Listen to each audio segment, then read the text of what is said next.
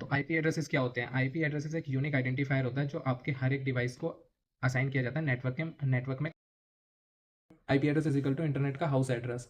IP addresses are critical because they enable device to device communication, allow routing data across networks, identify source and destinations, websites, API reachable, support security and access control। IP address नहीं है तो internet का कोई मतलब ही नहीं है, कैसे communicate करें। तो आईपी एड्रेसेस कितने तरह के होते हैं? दो तरह के आईपी एड्रेसेस होते हैं, public IP address and private IP addresses. इनमें भी वर्जन होते हैं IPv4 and IPv6। IPv4 32 bit का आईपी एड्रेस होता है एंड IPv6 128 बिट का आईपी एड्रेस होता है। इंटरनेट से कम्युनिकेट करने के लिए पब्लिक आईपी एड्रेसेस का यूज़ किया जाता है। जैसे कोई वेबसाइट आपको एक्सेस करनी है यूएस की, फिर पब्लिक सर्वर को कोई एक्सेस करना है, जैसे चाइना का कोई सर्वर आपको एक्सेस कर, कोई क्लाउड का रिसोर्सेज एक्सेस करना है, तो वो आप पब्लिक आईपी के थ्रू कर सकते हैं। Private IP use inside your local network only.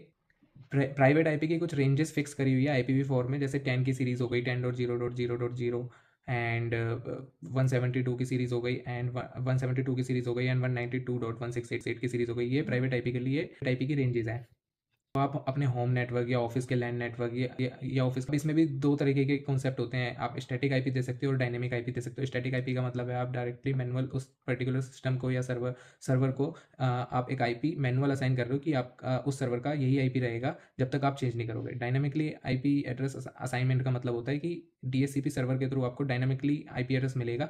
चाहे आप जब आपका सर्वर बूट या रिबूट होगा तो आपका आईपी एड्रेस चेंज हो सकता है, आपको नेक्स्ट टाइम दूसरा आईपी एड्रेस मिल सकता है। तो डायनेमिक आईपी एड्रेस में आईपीस चेंज होते रहते हैं, बट स्टैटिक आईपी में आपका सेम आईपी रहेगा जब तक आप उसको खुद से चेंज नहीं करते हो।